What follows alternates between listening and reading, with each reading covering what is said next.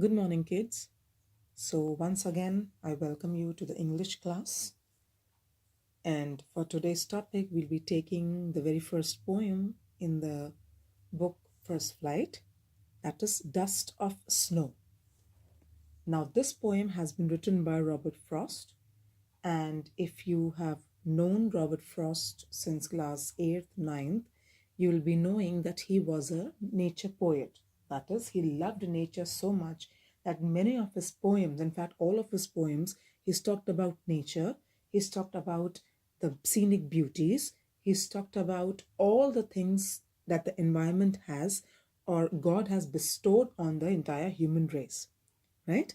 Now, The Dust of Snow is a simple and short poem, but it has a very deep meaning and a larger one too. It's an 8-line poem, but it has a lot of in depth meaning that we'll be doing when we begin with the paraphrasing of the poem, right? So, in a short summary, I would say that the poet has tried to explain how even a simple, smallest act can change a person's life forever.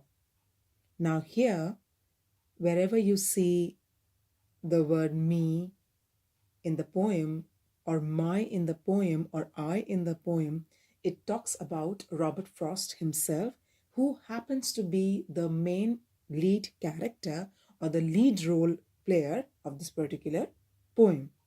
So, now in a short summary, I would say that if you can imagine a man who is very lonely, who is very saddened, grieved, is walking along, and finally he sees a hemlock tree.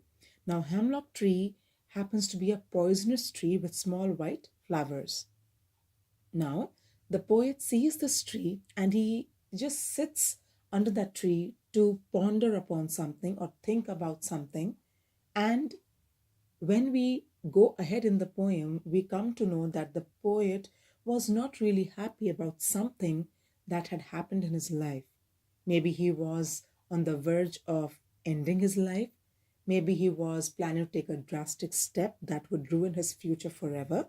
But he just thinks, and something tells him from inside to take quite a small amount of rest right under the hemlock tree.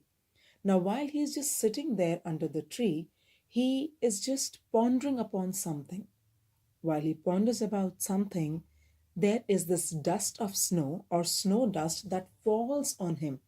And out of nowhere, he realizes that there's a crow right up there on this winter morning who was sitting on that tree. And maybe the crow was adjusting itself, it was just trying to shrug off the snow that was on its wings or feathers. And for that reason, a little bit of snow that was gathered on that tree had fallen on the poet, and suddenly it wakened him up. It made him realize that whatever he was thinking of or was planning to do was absolutely incorrect, right? Now, what happened? That hemlock tree and crow both signify gloom, sadness, grief, anxiety, or something evilish. So here the poet wishes to say that a good person or a bad person can be equally important in our lives, or anything that is good or bad can be equally important in our lives because they can give us a new beginning. Just like this man, this particular character was sitting there thinking to maybe end his life, to take a drastic step that would ruin his future. But when suddenly that crow helped in that dust of snow or snow dust fall on him, suddenly he is awakened. He comes back to a normal state of mind and he thinks as to what he was planning to do and what he should not do and what he should do. So, in a gist, his conscience is awakened when he thinks and he looks up to see that the crow has helped him along with the hemlock tree. That's a poisonous one that is not taken as a kind of a lucky mascot, right? Has helped him to awaken his senses and finally he is able to understand that he should think twice before he takes a drastic step in his life, right? So now it says that the message of the poem, if we put into the words of Robert Frost, is that there is always a larger significance, importance. A little thing touches a larger thing. Just like the poet who thought his life is ruined has come to a dead end. He was not thinking about his future, was planning to take a drastic step, something um, fateful, something serious, something very gloomy took place in his life. But because of this crow and hemlock tree, he could come back to his normal senses, to his normalcy. His conscience was awakened with the help of the crow. Now let's take the paraphrasing. The way a crow shook down on me the dust of snow from a hemlock tree. Let's take the meanings. Shook, past tense of the word shake. Hemlock, it's a poisonous tree with small white flowers. The poem is set in a scene where the poet is in a very bad, pensive mood and is walking by a tree, a hemlock tree. Now, this tree symbolizes poison, something dangerous, something gloomy. As the poet passes by, a crow happens to throw some snow dust on him. Whether it falls on his head or shoulders is unknown to the reader. It has not been specified in the poem.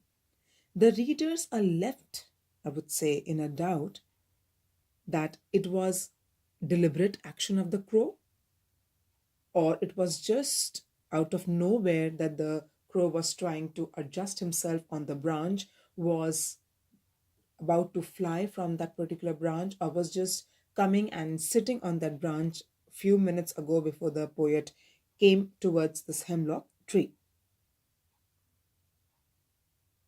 Here, the two agents of nature, right, that is the hemlock tree and the crow, are significance or hold a significance, right, of sadness and gloom, just like the poet's mood that was there in the beginning, right? So the moment the poet just walked by hemlock tree and he was about to just think about something serious, there was this crow that distracted him from doing something wrong.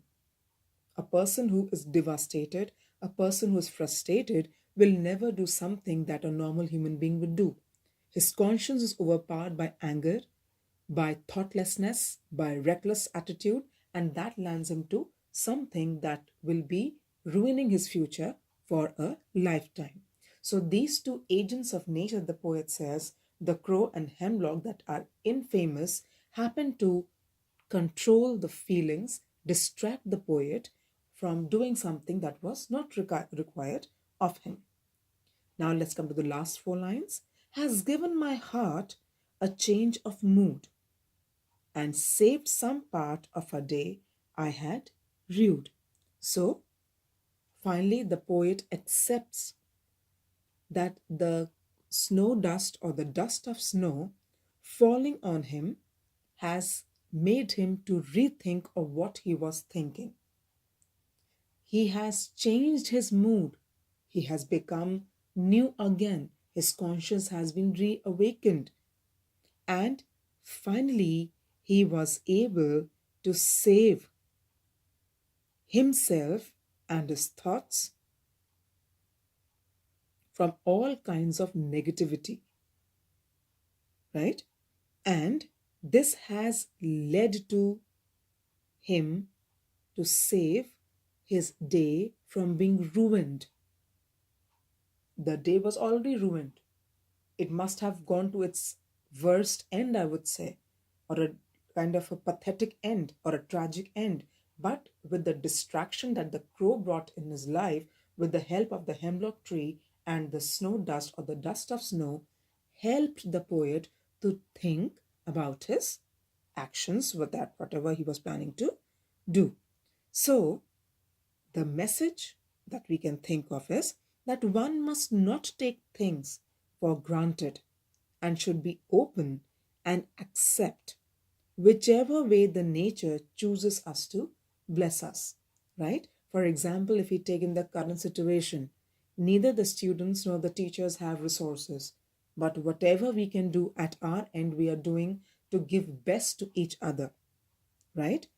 Now, this particular isolation portion of our lives, quarantine portion of our lives, the coronavirus all over the place has a positive note. That is, it has given us time for our families, for our children, for our parents to sit together and ponder upon the things that would help us to have strong relationships with them. In this hustle bustle of the city life, in this chaotic life, in this rat race, we at times tend to forget the people who are actually the ones who will be standing at our side, giving us a backing whenever we require them. So, in the same manner, if something negative is happening in your life, it is for a purpose because God does nothing without a purpose, right? Now, let's come to the rhyme scheme. Rhyme scheme, to explain it in layman's language or a common man's language, if you see the last words of every line or every alternate line, they should be having the same sound.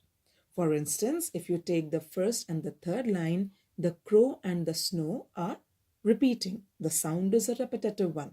So crow and snow will take as A and A.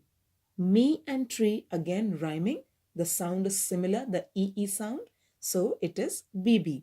So the rhyming scheme for first stanza, the 4 lines, is A, B, A, B. Right? Now the second heart and part, C, C.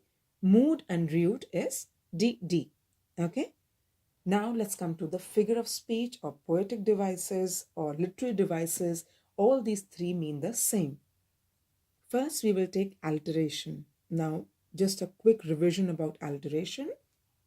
It is the figure of speech in which the consonant sounds are repeated in a line given.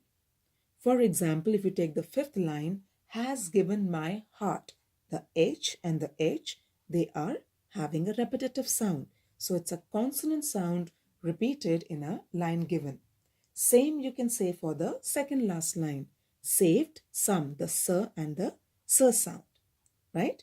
Then we come to another new figure of speech, that is enjambment, a new figure of speech for class 10th, but it's good that we have some good vocabulary in literature because we're literature people.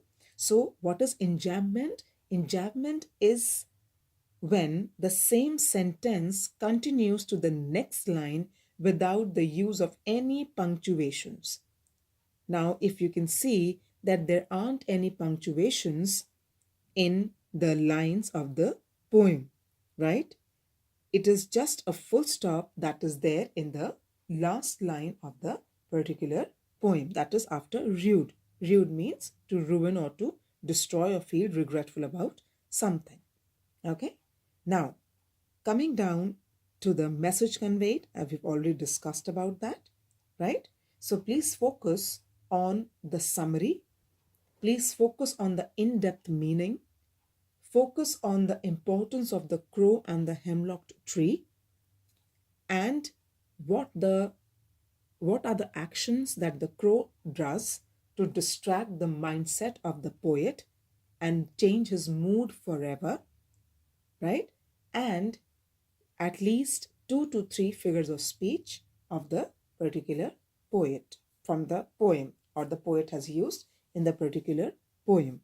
Now, with this, I'll end my session and I'll get back to you with another poem by Robert Frost, Fire and Ice. Thank you.